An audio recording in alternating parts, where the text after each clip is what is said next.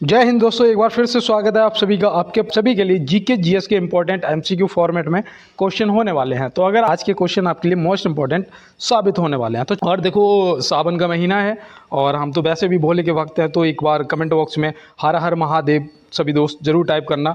और क्लास को स्टार्ट करने से पहले ये 2 लाइन आपके लिए हैं कि अपने विरुद्ध बातें सुनकर मौन रहिए। बिल्कुल हर कोई करता है, जब तक हम सफल नहीं होते हैं हमें टॉर्चर सब करते हैं। हमारे घर वाले, हमारे बाहर वाले, हमारे जान पहचान वाले जो हमें जानते हैं टॉर्चर करते हैं। तो कहते हैं कि अपने विरुद्ध बातें सुनकर मौन रहिए, आपके प्रति उत्तर देने का कार्य समय का है। तो बिल्कुल सत्य है, आप सिर्फ अपने पे ध्यान दीजिएगा, आपका जो रिजल्ट होगा वो समय सभी को बता देगा।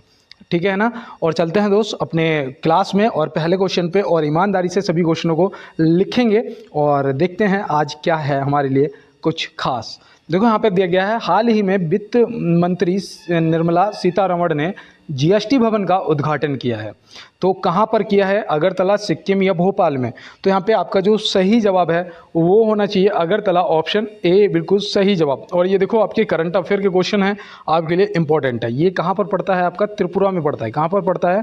त्रिपुरा में पड़ता है। तो ये भी आप याद रखेंगे।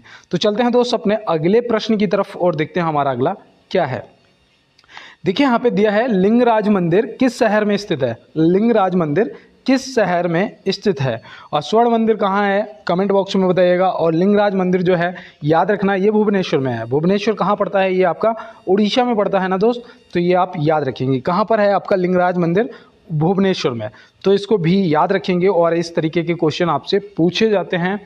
और यहाँ पे देखो हमारा अगला क्वेश्चन है कि किसने लेट्स मूव फॉरवर्ड नामक कॉमिक बुक जारी की? तो ये देखो, ये इंपॉर्टेंट है आपके लिए, एक आपके लिए इंपॉर्टेंट है। तो याद रखना, धर्मेंद्र प्रधान जी ने। ऑप्शन ए यहाँ पे आपका सही जवाब हो जाएगा। तो ये आप याद रखेंगे, ये हमारे केंद्रीय शिक्षा और कौशल विकास मंत्री हैं। तो ये आप याद रखेंगे। और इन्होंने इसे कब शुभारंभ किया, कब प्रकाशित की? तो याद रखना, ये की थी 29 अगस्त 2023 को। 29 अगस्त 2023 को इसको जारी किया गया है।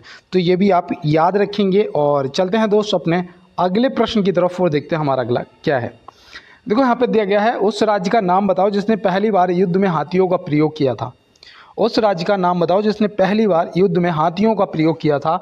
तो वो कौन सा राज्य था? तो यहाँ पे आपका सही जवाब जो है वो हो जाएगा मगध, जो कि ऑप्शन सी में दिया गया है। और पहली बार जो तोप थी, तोप का प्रयोग किसने किया था? तो वो किया था बाबर ने। किसने? बाबर ने किया था। तो ये भी आप याद रखेंगे। और चलते हैं दोस्त अपने अगले प्रश्न की तरफ और देखते हैं हमारा अगला क्या है। देखो यहाँ पे दिया गया है, क्यूबा की राजधानी क्या है? क्यूबा की राजधानी क्या है? देखो राजधानियाँ याद रखना, और भारत के सभी राज्यों के नाम, उनकी राजधानी और उनके जो राज्यपाल होते हैं वो, और उनके जो सीएम हैं वो, ये देखो याद रखना, ये इंपॉर्टेंट टॉपिक है। एक क्वेश्चन यहाँ से भी आपका आएगा और हो सकता है आपसे विश्व में पूछ लिया जाए। तो याद रखना, जो क्यूबा की राजधानी है ना, वो आपके यहाँ पे हो जाएगा हवाना। ऑप्शन सी यहाँ पे बिल्कुल सही जवाब हो जाएगा। अगर आपने ओटावा लगाया था, तो ओटावा तो मैंने आपको कल तो छुट्टी हो गई थी, परसों की क्लास में बताया था कि ये कनाडा की राजधानी है। कहाँ की? कनाडा की राजधानी है ओटावा। कंपाला कहाँ की राजधानी है बताओ?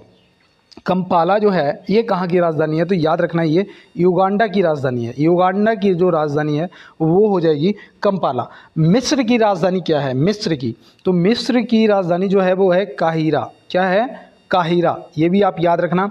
और ऑस्ट्रेलिया की राजधानी पूछी जाती है, जो ऑप्शन में एक आपको ऑप्शन मिलता है सिडनी, जो कि ज़्यादातर लगा देते हैं। ऑस्ट्रेलिया की राजधानी सिडनी लगा देते हैं, लेकिन यहाँ आपको बता दूँ ऑस्ट्रेलिया की राजधानी है कैनबरा। क्या है? कैनबरा है। तो ये भी आप याद रखना।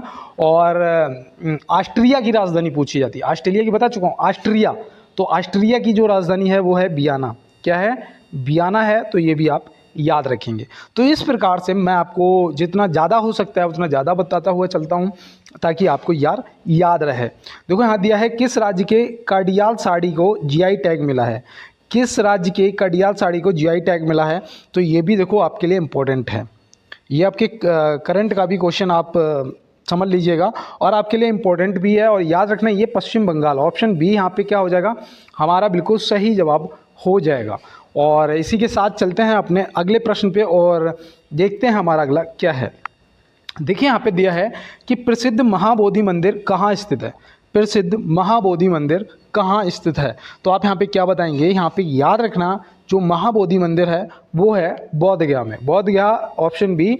और देखो बोध गया को ऐसे भी याद रखना भगवान बुद्ध को ज्ञान की प्राप्ति कहाँ हुई थी, ये भी पूछा जाता है।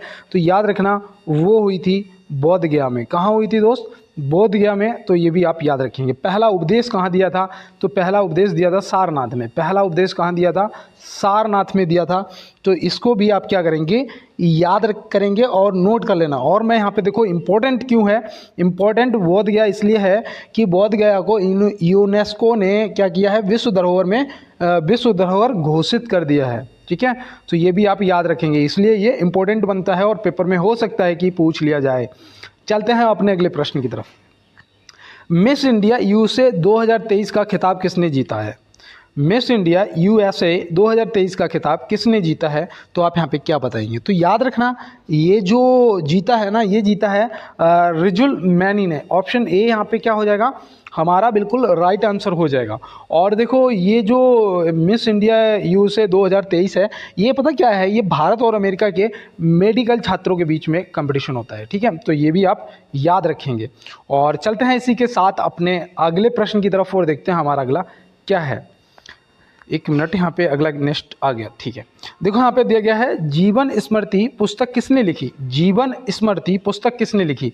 देखो पुस्तकें और पुस्तकों से संबंधित व्यक्ति आपसे जरूर पूछे जाएंगे। इस चीज़ को आप दिमाग में डाल लेना और सभी को बढ़िया तरीके से याद करके जाना है। और मैं बता दूं जीवन स्मृति जो है ना, ये आपका उपन्यास है। ठीक है, उपन्यास है। और इसको किसने लिखा था?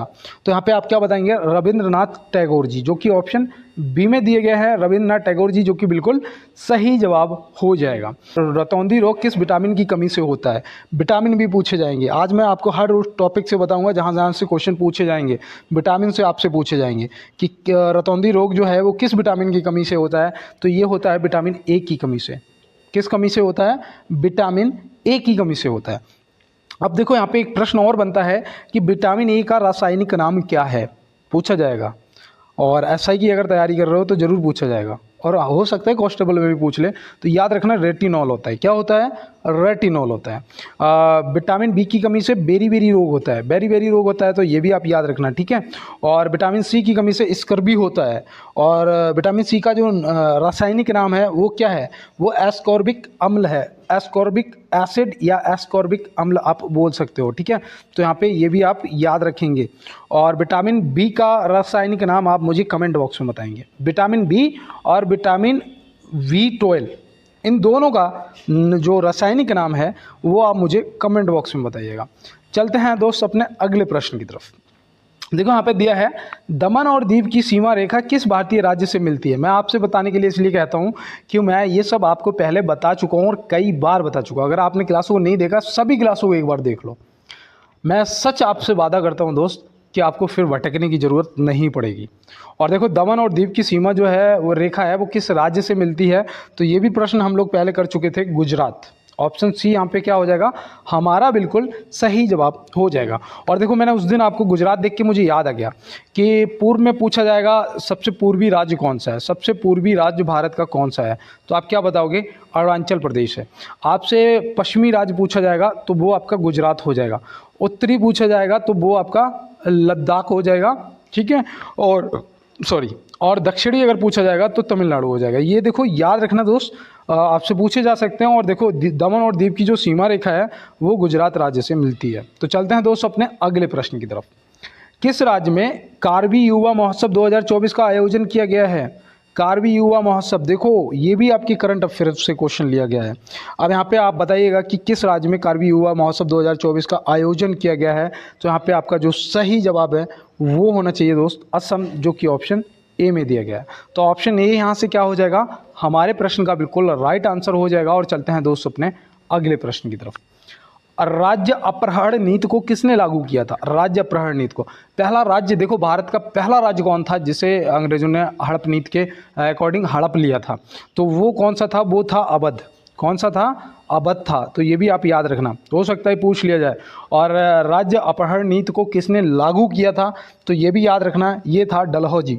डलहौजी ऑप्शन बी यहाँ पे बिल्कुल राइट जवाब हो जाएगा। और ये देखो मेयो का नाम दिया है। मेयो से मुझे याद आया कि इसने इसने 1872 में जनगणना चलाई थी। जनगणना भी पूछा जाएगा, जनगणना से प्रश्न भी आपसे पूछे जाएंगे। देखो यहाँ पे दिया है किलायु ज्वालामुखी कहाँ स्थित है, किलायु ज्वालामुखी कहाँ स्थित है। तो इसका आपका जो जवाब है वो क्या होना चाहिए बताओ। ये आपको मैं बता दूं, मैंने शायद कल भी आपको बताया था, हवाई द्वीप में, हवाई द्वीप में स्थित है और ये सबसे सक्रिय ज्वालामुखी है, ये भी आप याद रखना। कैटोपैक्सी जो है ये इक्वाडोर में स्थित है और ये देखो कैटोपैक्सी ये दे रखा ना, ये इक्वाडोर में है। और इससे भी प्रश्न आता है कि सबसे ऊंचाई पर जो ज्वालामुखी स्थित है पूरी दुनिया में वो कौन सी है, तो वो आपकी कैटोपैक्सी है, ये याद रखना। और ये कहाँ पर है, इक्वाडोर में है, तो इसको आप याद रखेंगे। और चलते हैं दोस्त अपने अगले प्रश्न की तरफ। देखो यहाँ पे दिया है अपने सपनों को पाने के लिए इतनी मेहनत करो कि आपको पाना लोगों का सपना बन जाए। तो ये सत्य है और आप कर भी सकते हैं, 100% आप कर सकते हो, बस क्या है ना, खुद पे भरोसा होना चाहिए यार। देखो यहाँ पे दिया है रेल के इंजन का आविष्कार कब हुआ था, और रेल के इंजन का जो आविष्कार है वो कब हुआ था, तो याद रखना ये 1814 में हुआ था। 1814 ऑप्शन सी यहाँ पे आपका सही जवाब हो जाएगा। और ये जॉर्ज स्टीफेंस ने किया था, जॉर्ज स्टीफेंस ने किया था, तो ये भी आप याद रखेंगे, जॉर्ज स्टीफेंस, और 1814 में किया गया था। और 1772 को देख के मुझे एक चीज़ याद आई, ये प्रश्न पूछा भी गया था एसएससी जीडी में 1772 से कि कलेक्टर का पद कब बना था। कलेक्टर का पद, कलेक्टर का जो पद है वो 1772 में बना था। ठीक है, कोई डाउट रह गया हो तो कमेंट बॉक्स में दोस्त आप अपने भाई को कमेंट कर सकते हो। और चलते हैं दोस्त अपने अगले प्रश्न पे। किस राज्य में भारत का पहला फायर पार्क स्थापित किया गया है, किस राज्य में भारत का पहला फायर पार्क स्थापित किया गया है। देखो ये करंट का और मोस्ट इंपॉर्टेंट क्वेश्चन है। अब किस राज्य में भारत का पहला फायर पार्क स्थापित किया गया है, तो ये किया गया है उड़ीसा में। ऑप्शन सी यहाँ पे क्या हो जाएगा, हमारा बिल्कुल राइट जवाब हो जाएगा। और पेपर के अंदर भी मैं आपको बता दूं, जो पहली बार पेपर देने जा रहे हैं, इसी प्रकार के ये जैसे यहाँ पे ये बने हुए हैं ना बॉक्स, ऐसे ही बने होते हैं। जो सही होता है उसी पे माउस ले जाके टिक कर दो, बस वो ग्रीन हो जाएगा, मतलब ये क्वेश्चन का आंसर हो गया। अगर आपको लगे कि ये नहीं है, चेंज करना है, तो आप दूसरे पे जैसे टिक करेंगे इससे हट जाएगा, इस पे हो जाएगा। पेपर सबमिट होने से पहले कर सकते हो ये सब, पेपर सबमिट होने के बाद कुछ नहीं कर सकते हो। ठीक है, अब यहाँ पे दिया है बचपन बचाओ आंदोलन के संस्थापक हैं, बचपन बचाओ आंदोलन के संस्थापक हैं वो कौन है, तो आप यहाँ पे क्या बताएंगे, यहाँ पे आपका सही जवाब क्या होना चाहिए, तो याद रखना कैलाश सत्यार्थी, श्री कैलाश सत्यार्थी, ऑप्शन सी यहाँ पे सही जवाब हो जाएगा। और देखो इनसे संबंधित मैं आपको और बता दूं, जो आपसे पूछा जा सकता है कि याद रखना इन्होंने ये जो बचपन बचाओ आंदोलन है ना, ये 1980 में चलाया था। कब चलाया था, 1980 में चलाया था, तो ये भी आप याद रखना। और देखो 2014 में इन्हें नोबल पुरस्कार दिया गया था शांति के लिए, तो इन्हें 2014 में नोबल पुरस्कार से भी सम्मानित किया गया था और शांति के लिए, तो ये भी आप याद रखेंगे। तो चलते हैं फिर अपने अगले प्रश्न की तरफ और देखते हैं हमारा अगला क्या है। यार अपने भाई को एक बार सपोर्ट कर दो, लाइक वाला बटन दबा दो यार, बहुत अच्छा कर रहे हो आप लोग, बहुत अच्छा लाइक करते हो और साथ में भर भर के सब्सक्राइब कर रहे हो, इसके लिए बहुत बहुत धन्यवाद। जो भी मेरे नए दोस्त जुड़ते हैं मेरे साथ में वो सब्सक्राइब भी कर रहे हैं और शेयर तो आप लोग खूब कर रहे हो। इसके लिए मुझे बिल्कुल भी चिंता करने की ज़रूरत नहीं कि आप लोग जो मैं आपको बताता हूँ आप लोग ट्रांसफ़र करते हो अपने आगे नेक्स्ट दोस्तों के पास। कहते हैं ना कर भला तो हो भला, तो आप अगर किसी का भला करेंगे तो आपका भगवान भला 100% करेगा। देखो यहाँ पे दिया है तुजू दर्रा भारत को किस देश से जोड़ता है, तुजू दर्रा जो है वो भारत को किस देश से जोड़ता है, तो यहाँ पे आप क्या बताओगे, तो याद रखना यहाँ पे सही जवाब आपका म्यांमार हो जाएगा, जो कि ऑप्शन बी में दिया गया है, म्यांमार हो जाएगा। अब अगर मैं आपसे ये पूछ दूँ कि तुजू दर्रा कहाँ स्थित है, अब आप क्या बताओगे, ये याद रखना ये मणिपुर को जोड़ता है, म्यांमार से मणिपुर को जोड़ता है, तो मणिपुर में स्थित होगा, है ना भाई। जब मणिपुर को म्यांमार से जोड़ता है तुजू दर्रा, तो ये कहाँ पर होगा, मणिपुर में होगा, तो ये आप याद रखना। ठीक है, कोई दिक्कत तो नहीं आ रही ना किसी को। चलते हैं फिर अपने अगले प्रश्न की तरफ। मैटूर बांध किस राज्य में स्थित है, मैटूर बांध किस राज्य में स्थित है, तो मैटूर जो है वो किस राज्य में स्थित है, तो यहाँ पे क्या बताओगे, तो यहाँ पे सही जवाब हमारा भैया हो जाएगा तमिलनाडु। ऑप्शन ए जो है वो क्या हो जाएगा, हमारा सही जवाब हो जाएगा। महाराष्ट्र में बताओ कौन सा बांध है, महाराष्ट्र में। अब मुझे लग रहा है कि आपने कमेंट बॉक्स में बता दिया होगा, कोयना बांध है। कौन सा, कोयना बांध आपका कहाँ पर है, ये आपका महाराष्ट्र में है। और पठानकोट में बताओ, पठानकोट में, तो पठानकोट में जो है वो है थीन बांध। कौन सा है, थीन बांध है। और ये कौन सी नदी पर है बताओ? रावी नदी पर है भैया, रावी पर है ना। और देखो ये जो मैंने आपको तमिलनाडु बताया है ना, ये भी याद रखना कौन सी नदी पर है। ये जो मैटूर बांध है ये कौन सी नदी पर है, ये भी अगर पूछ दिया तो क्या करोगे? तमिलनाडु तो मैंने आपको बता दिया, तो याद रखना ये कावेरी नदी पर है। किस पे? कावेरी नदी पर है। और ये कब बना था? तो ये बना था 1934 में। कब बना था दोस्त? 1934 में बना था। मैटूर बांध तमिलनाडु में, महाराष्ट्र कोयना बांध, पठानकोट थीन बांध, रावी नदी पर, याद रखेंगे। और ये महाराष्ट्र वाला कोयना बांध जो है, अगर किसी ऐसा ही स्टूडेंट को पता हो तो कमेंट बॉक्स में बताना, ठीक है। और चलते हैं दोस्त अपने अगले प्रश्न की तरफ। भारत में कानून बनाने वाला सर्वोच्च संस्थान कौन सा है? भारत में कानून बनाने वाला सर्वोच्च संस्थान कौन सा है? तो यहाँ पे आपका जो सही जवाब है दोस्त वो होना चाहिए संसद, जो कि ऑप्शन सी में दिया गया। और इसको देखो याद रखना, हो सकता है ये पूछ लिया जाए, ठीक है, क्योंकि कानून से संबंधित है। और हो सकता है, और आप पुलिस वाले बनने वाले हैं तो हो सकता है कानून तो पुलिस वालों को पता होना चाहिए, हो सकता है पूछ लिया जाए, इसलिए याद रखना। बिना अपील, बिना वकील तथा बिना दलील कानून कहा गया है, मोस्ट इम्पोर्टेंट कौन सा था? और देखो यहाँ पे प्रश्न का जो हमारा जवाब है ना, वो हमारा कौन सा हो जाएगा? रॉलेट एक्ट, रॉलेट कानून, मतलब ऑप्शन बी सही जवाब हो जाएगा। और इसका एक और नाम है, इसका एक और नाम है रॉलेट कानून का, वो आपको पता है कौन सा? इसे बोलते थे ब्लैक एक्ट। क्या? Black act. क्यों बोलते थे पता है आपको? शायद नहीं, तो मैं बता दूं। इसमें क्या होता था, इसमें किसी को भी ये नहीं बताया जाता था कि तुम्हें क्यों अरेस्ट करा, सीधा उठाया जेल पहुंचा दिया, मतलब तुम्हें ऐसे ही आतंकवादी घोषित कर दिया, बिना किसी गवाह सबूत, किसी की ज़रूरत नहीं होती, सीधा आतंकवादी। ये सब अंग्रेज करते थे, वो हम पे राज करते थे, इसलिए समझ रहे हो ना। तो इसको आप याद रखें, इसे ब्लैक कानून भी बोलते हैं। देखो यहाँ दिया है, मैं एक क्रांतिकारी के रूप में कार्य करता हूँ, ये कथन है। मैं एक क्रांतिकारी के रूप में कार्य करता हूँ, ये कथन किसका है? मैं अगर बताऊँ कि आपको, ये भारत के पहले प्रधानमंत्री का है, तो आप तुरंत बताएंगे भैया जवाहरलाल नेहरू जी हैं। ऑप्शन बी सही जवाब हो जाएगा। तो फिर चलते हैं इसी के साथ अपने अगले प्रश्न की तरफ। जुलाई 2024 के दौरान केरल के किस जिले में अपने इतिहास का सबसे घातक भूस्खलन हुआ है? देखो ये इम्पोर्टेंट है, ये आपसे हो सकता है कि पूछ लिया जाए कि जुलाई 2024 के दौरान केरल के किस जिले में अपने इतिहास का सबसे घातक भूस्खलन हुआ है? तो आप यहाँ पे क्या बताएंगे? वायनाड, वायनाड जिला, ऑप्शन ए आपका सही जवाब हो जाएगा। और कुन्नूर और इडुक्की परियोजना भी तो है, तो ये भी आप याद रखना।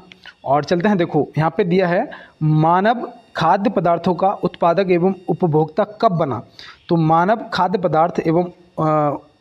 पदार्थों का उत्पादक एवं उपभोक्ता कब बना? तो यहाँ पे आप क्या बताएंगे? नवपाषाण काल, नवपाषाण काल, ऑप्शन ए सही जवाब हो जाएगा। और प्रागैतिहासिक काल किसे कहते हैं? ये प्रश्न ज़्यादातर पूछा जाता है कि प्रागैतिहासिक काल किसे कहते हैं? जिसका कोई लिखित वर्णन ना हो, जिसका कोई लिखित वर्णन ना हो उसे क्या कहते हैं? प्रागैतिहासिक काल कहते हैं। और देखो अगर डिटेल में पढ़ना हो ना तो मुझे बताना, मैं बुकें मंगा लूँगा। अगर आप लोग कमेंट बॉक्स में बताना कि भैया मुझे डिटेल में पढ़ा दो। अगर इस बार नहीं भी हुआ तो एसएससी फोड़ देंगे, एसएससी की वैकेंसी आने वाली है, मैं आपको बता दूं एसएससी की वैकेंसी आने वाली है। अगर आपको लगता हो तो बताना मुझे, मैं फिर आपको एक एक चीज़ डिटेल में पूरा, मतलब एक क्लास में 5 टॉपिक उठा लिए, 5 टॉपिक 1 घंटे में क्लियर कर रहा है, एक एक छोटी छोटी चीज़ों को भी ऐसे लिखते जाओ सभी को। अगर ऐसे पढ़ना हो तो बताना मुझे कमेंट बॉक्स में, ठीक है। तो मैं बुकें मंगा लूँगा, अभी मेरे पास थोड़े से पैसे हैं तो मैं मंगा लूँगा, 1000 रुपये पड़े हैं। देखो यहाँ पे दिया है, भारतीय संविधान का अभिभावक कौन है? भारतीय संविधान का अभिभावक कौन है? तो यहाँ पे आपका सही जवाब जो है वो राष्ट्रपति तो हो नहीं सकता, ठीक है, संसद हो नहीं सकता, याद रखना सर्वोच्च न्यायालय, सर्वोच्च न्यायालय, ऑप्शन सी बिल्कुल सही जवाब हो जाएगा। चलते हैं फिर अपने अगले प्रश्न की तरफ और देखते हैं हमारा अगला क्या है। भारतीय संविधान में कितनी सूचियां हैं? भारतीय संविधान में कितनी अनुसूचियां भी पूछ सकता है और सूचियां भी पूछ सकता है। तो सूचियां अगर पूछेगा तो वो हैं 3, जो कि यहाँ पे ऑप्शन ए में दिया गया है। कितनी है? 3 है, संघ सूची, राज्य सूची और समवर्ती सूची। तीनों को याद रखना। देखो संघ सूची और दूसरी आपकी राज्य सूची और तीसरी आपकी हो जाएगी समवर्ती सूची। तो समवर्ती सूची, इनको देखो याद रखना, 3 सूचियां हैं और ये आपसे हो सकता है कि पूछ लिया जाए। और 12 अनुसूचियां हैं, ये भी आप याद रखना, ठीक है। अनुसूचियां कितनी हैं? 12 हैं। तो फिर चलते हैं, और भाग कितने हैं? भाग बताइएगा कमेंट बॉक्स में कि संविधान में कितने भाग हैं। और देखो यहाँ पे दिया है, संविधान का कौन सा भाग नगर पालिकाओं से संबंधित है? संविधान का कौन सा भाग है जो नगर पालिकाओं से संबंधित है? तो यहाँ पे आप क्या बताएंगे? तो यहाँ पे याद रखना वो है भाग 9A। 9A ऑप्शन बी बिल्कुल सही जवाब आपका हो जाएगा। बिल्कुल भी घबराना नहीं है। और चलते हैं दोस्त अपने अगले प्रश्न की तरफ। देखा दिया है भारतीय संविधान में संघवाद किस देश से लिया गया है? भारतीय संविधान में संघवाद जो है वो किस देश से लिया गया है? तो यार क्या बताओगे? तो याद रखना कनाडा से लिया गया है, कनाडा। और देखो एक चीज़ और बताऊँ, नीति निर्देशक तत्व भी पूछता है। नीति निर्देशक तत्व जो है वो किस देश के संविधान से लिया? तो याद रखना आयरलैंड के संविधान से लिया गया है। नीति निर्देशक तत्व जो है आयरलैंड और संघवाद जो है वो कनाडा। तो ये आप याद रखेंगे। और रूस के संविधान से क्या लिया गया है वो आप देखो SI वालों कमेंट बॉक्स में बताना, ठीक है? आप तो तगड़े में पढ़ाई करो, दरोगा जी बनोगे, 2 स्टार लगा के घूमो, जिसे चाहोगे धमका दोगे, है ना? तो आप ज़रूर बताना मुझे। देखो यहाँ दिया है भारतीय संविधान के किन अनुच्छेदों में राज्य के नीति निर्देशक तत्व का उल्लेख है? अभी मैंने बताया था कि किस देश से लिए गए, आयरलैंड। अब यहाँ पे पूछ दिया है कि नीति निर्देशक तत्वों का जो उल्लेख है वो संविधान के किस अनुच्छेद में है? तो आप याद रखना 36 से 51 तक है। 36 से 51 ऑप्शन सी सही जवाब हो जाएगा। और 5 से 11 तक क्या है? 5 से 11 तक आपकी नागरिकता आ जाती है। 12 से 35 तक क्या आता है? मौलिक अधिकार आ जाते हैं। ये भी याद रखना, ठीक है? मौलिक अधिकार। और देखो 1 से 4 तक क्या आता है? आप कमेंट बॉक्स में बताओ। यार मैंने कितनी बार आपको बताया, जो राज्य, उनके क्षेत्र, उनके नए राज्यों का गठन, जो कल मैंने आपको बताया था अनुच्छेद 3 में आता है ना? तो आप मेरे साथ जुड़े रहोगे, ये सब आपको बिल्कुल रटवा देंगे यार। खुद भी रट लूँगा, तुम्हें भी रटवा दूंगा। तो यहाँ दिया है अगले मोड़ पर सुकून होगा, चल जिंदगी थोड़ा और चले। क्या बात है, अगले मोड़ पर सुकून होगा, चल जिंदगी थोड़ा और चले। कितना भी चलना पड़े यार, ये नाव देखो ये कब तक चलेगी? चलेगी, एक दिन इसे किनारा मिलेगा। तो इसीलिए कहते हैं कि बिल्कुल भी घबराना नहीं है। देखो यहाँ पे दिया है जुलाई 2014 में यूनिफाइड पेमेंट इंटरफेस लेन देन 20.64 लाख करोड़ रुपए तक पहुंच गया। यूपीआई किसके द्वारा विकसित किया गया? पहले तो मैं यहाँ पे एक चीज़ आपको बता दूं। देखो जो यूपीआई है ना, सब यूज़ करते हो, हम भी करते हैं, तुम भी करते हो। सच बताऊं, मुझे भी यूपीआई का फुल फॉर्म नहीं पता था। जब मैं इसे कल क्वेश्चन को लिख रहा था ना, तब मुझे इसका पता चला। ये पहले तो इम्पोर्टेंट है, मैंने हैशटैग बना दिया है, ठीक है? क्योंकि ये करंट का क्वेश्चन है। और यूपीआई का जो फुल फॉर्म है वो है यूनिफाइड पेमेंट इंटरफेस, यूपीआई, है ना? फ़ोन पे, गूगल पे यूपीआई से चलता है। तो ये याद रखना, यूपीआई का जो फुल फॉर्म है यूनिफाइड पेमेंट इंटरफेस लेन देन। इंटरफेस लेन देन, तो यहाँ पे क्वेश्चन है कि लेन देन 20.64 लाख करोड़ रुपए तक पहुँच गया। यूपीआई किसके द्वारा विकसित किया गया? भारत जो है ऑनलाइन लेन देन में पहले नंबर पे है। ये भी आपको पता होना चाहिए, ठीक है? इंपॉर्टेंट है, इसलिए मैं आपको बताता हुआ चल रहा हूँ। और यहाँ पे देखो जो यूपीआई है ना, वो किसके द्वारा विकसित किया गया? तो आरबीआई और एसबीआई नहीं है आपका, वो आपका है national payment corporation of India, NPCL, जिसे हिंदी में भी बोल सकते हो भारतीय राष्ट्रीय भुगतान निगम। क्या बोल सकते हो? भारतीय राष्ट्रीय भुगतान निगम, ठीक है? तो ये आप याद रखना। चलते हैं फिर अपने अगले प्रश्न की तरफ। देखो यहाँ दिया है संविधान के किस अनुच्छेद के अंतर्गत केंद्र सरकार राज्य सरकारों को निर्देश दे सकती है? ये भी आपके लिए इम्पोर्टेंट है मेरे गुरु, कि संविधान के किस अनुच्छेद के अंतर्गत केंद्र सरकार राज्य सरकारों को निर्देश दे सकती है। और ये प्रश्न पूछे जाते हैं, तो आप यहाँ पे क्या बताएंगे? याद रखना आर्टिकल 256, अनुच्छेद 256 यहाँ पे सही जवाब हो जाएगा। संविधान में जो संशोधन करते हो वो करते हो आर्टिकल 368 के तहत संशोधन, ये भी आप याद रखना। और देखो अनुच्छेद 371A क्या है? याद रखना ये क्या है? ये नागालैंड को विशेष दर्जा दिया गया है इस आर्टिकल के तहत। जैसे 370 था, धारा 370 जो थी वो उससे जम्मू कश्मीर को विशेष दर्जा दे रखा था ना, विशेष राज्य का दर्जा, वैसे ही नागालैंड को अनुच्छेद 371 के तहत दिया गया है। तो ये भी आप याद रखेंगे, ठीक है? तो फिर चलें अपने अगले प्रश्न की तरफ और देखते हैं हमारा अगला क्या है। हिमाचल प्रदेश को राज्य का दर्जा प्रदान किया गया था। हिमाचल प्रदेश को राज्य का दर्जा प्रदान किया गया था, कब किया गया था? तो यहाँ पे आपका जो सही जवाब है वो याद रखना, ये किया गया था 1971 में। मतलब यहाँ पे आपको ऑप्शन दिख गया होगा 25 जनवरी 1971 आपका बिल्कुल क्या हो जाएगा? राइट जवाब ऑप्शन सी हो जाएगा। और देखो मैं यहाँ पे आपको बताऊँ, सिक्किम को कब किया गया था? तो 15 मई 1975 को सिक्किम को राज्य का दर्जा दिया गया था, ठीक है? तो ये भी आप याद रखेंगे, सिक्किम। और 1 नवंबर 2000 को 26वां राज्य बना था। कौन सा? ट्रिक से याद कराया था ना, 26 मतलब 36, छत्तीसगढ़। तो यहाँ पे याद रखना छत्तीसगढ़। और देखो 1-9-15 ऐसे मैंने याद कराया था। तो 9 नवंबर को कौन सा, 9 नवंबर 2000 को छत्तीसगढ़, फिर उसके बाद उत्तराखंड, यूके उत्तराखंड 9 नवंबर 2000 को। और देखो 1-9-15 नवंबर 2000 को कौन सा राज्य बना था, तो वो बना था 28वां राज्य। 27वां तो आपका उत्तराखंड हो गया, 28वां कौन सा बना था, झारखंड। कौन सा दोस्त, झारखंड।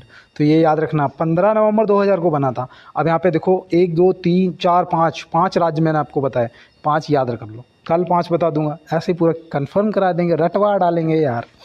देखो यहाँ पे 33 नंबर दिया है, राज्य पुनर्गठन आयोग का गठन किस वर्ष किया गया। राज्य पुनर्गठन आयोग का गठन जो है वो किस वर्ष किया गया, तो यहाँ पे आप क्या बताएंगे, याद रखना 1953 में किया गया था। 1953 मतलब 29 दिसंबर 1953 यहाँ पे आपका राइट जवाब हो जाएगा।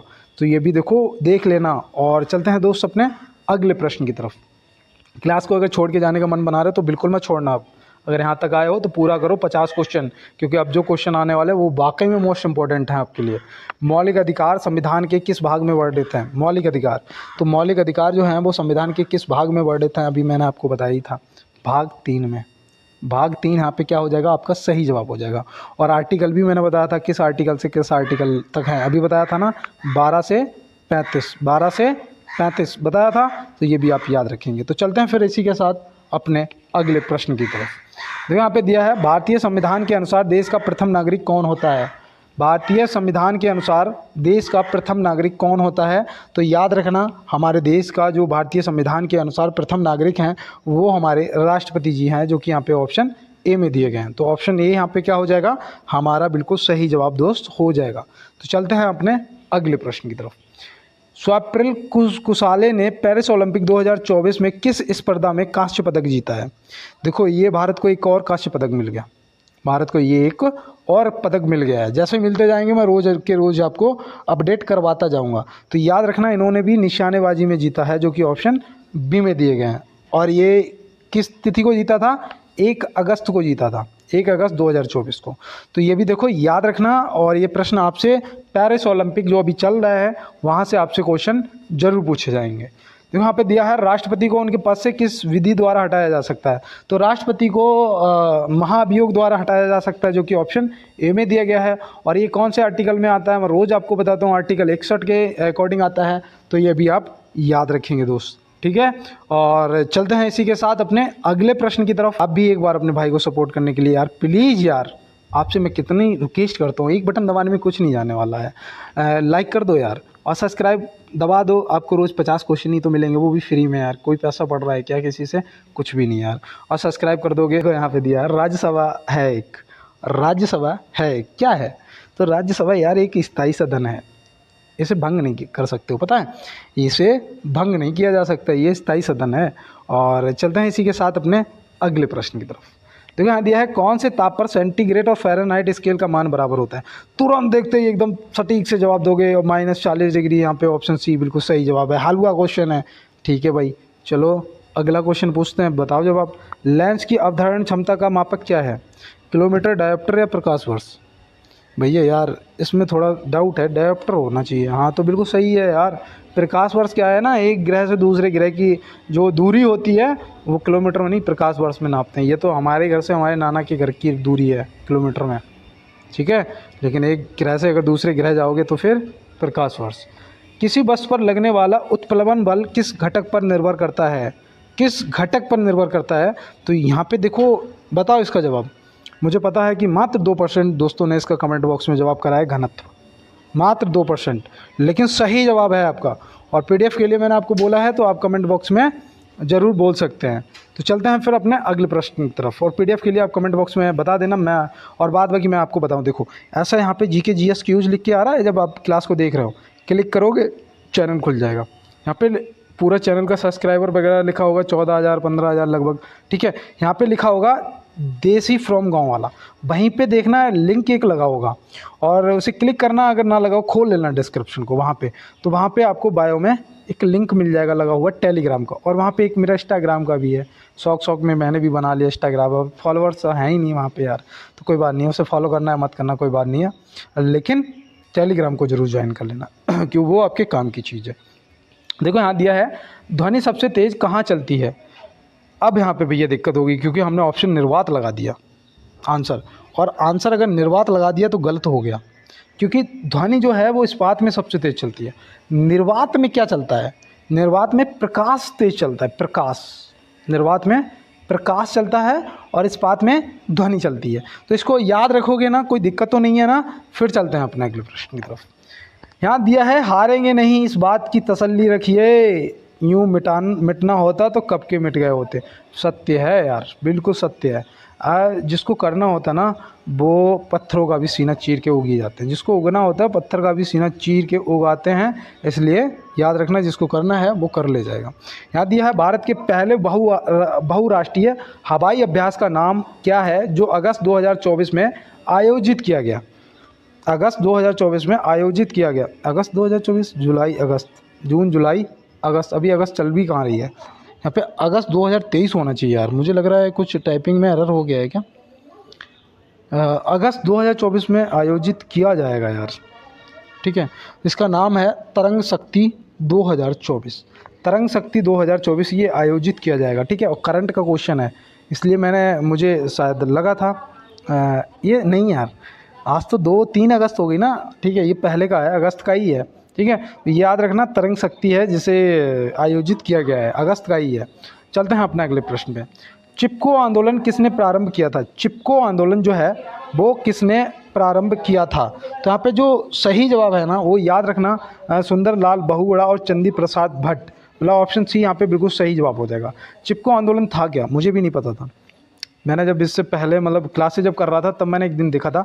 चिपको आंदोलन था, पेड़ों से लोग चिपक जाते थे, उन्हें काटने नहीं देते थे, पेड़ों को काटने से रोकते थे और पेड़ों से चिपक जाते थे कि इसे काटने से पहले हमें काट दो फिर पेड़ को काटो, तो इसे बोलते थे चिपको आंदोलन। इसकी शुरुआत चंदी प्रसाद भट्ट और सुंदरलाल बहुगुणा ने करी थी, ये भी याद रखना। और अगर ये पूछ देगा कि कब और कहाँ करी थी तो आप क्या बताओगे? तो याद रखना 1973 में की गई थी, और ये की गई थी यूके मतलब उत्तराखंड में। कहाँ पर की गई थी? उत्तराखंड में। तो इसको भी आप याद रखेंगे। चलते हैं फिर इसी के साथ अपने अगले प्रश्न की तरफ। राज्य पहल नीति को किसने लागू किया था? SW है, और ये क्वेश्चन आपको मैं अभी बता चुका हूँ, अभी मैं आपको बता भी चुका हूँ, और इसका जवाब आप कमेंट बॉक्स में करोगे। जो भी करेगा मैं समझ जाऊँगा कि वो क्वेश्चनों को नोट भी कर रहा है और याद भी कर रहा है। देखो यहाँ दिया है, रहला नामक पुस्तक किसने लिखी? रहला नामक पुस्तक जो है वो किसने लिखी? तो आप यहाँ पे क्या बताएंगे? तो यहाँ पे आपका जो सही जवाब है वो होना चाहिए Ibn Battuta. Ibn Battuta option C सही जवाब हो जाएगा। आचार्य चाणक्य ने तो अर्थशास्त्र की रचना की थी जो कि राजनीति से संबंधित थी, और बाणभट्ट जी ने हर्षचरित की रचना की थी जो कि हर्ष की जीवनी से संबंधित थी।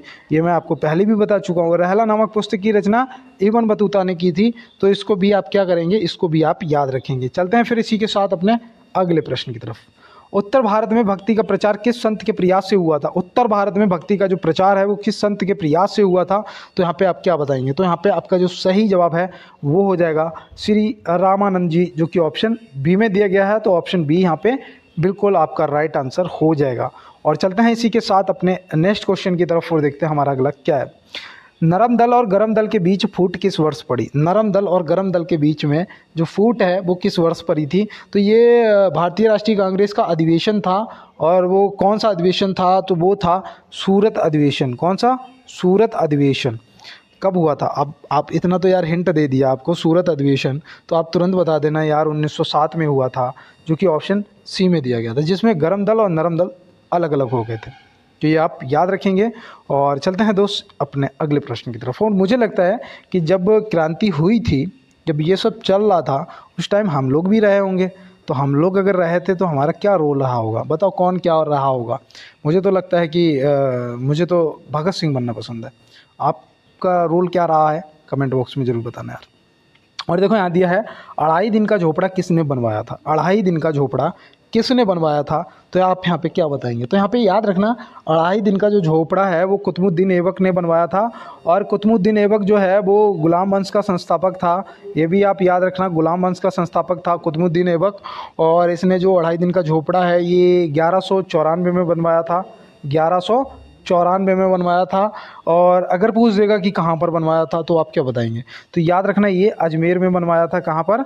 अजमेर में बनवाया था। तो ये भी आप याद रखेंगे, आपके लिए मोस्ट इम्पोर्टेंट है। और इसी के साथ चलते हैं अपने अगले प्रश्न पे, और ये हमारा लास्ट प्रश्न है कि प्राचीन पुराण है, प्राचीन पुराण क्या है? तो आप यहाँ पे क्या बताएंगे? तो याद रखना वो है मत्स्य पुराण, जो कि ऑप्शन बी में दिया गया है। सबसे प्राचीन पुराण जो है वो मत्स्य पुराण है। सबसे पुराना वेद पूछेगा तो वो आपका ऋग्वेद हो जाएगा, ये भी आप याद रखना। और इसी के साथ आज के क्वेश्चन और आज की क्लास यहीं पे समाप्त होती है, और नेक्स्ट क्वेश्चनों के साथ में मिलेंगे हैं नेक्स्ट क्लास में। तब तक के लिए मेरे जितने भी दोस्त हैं सभी को मेरा तहे दिल से धन्यवाद, और इसी के साथ क्लास को यहीं समाप्त करते हैं।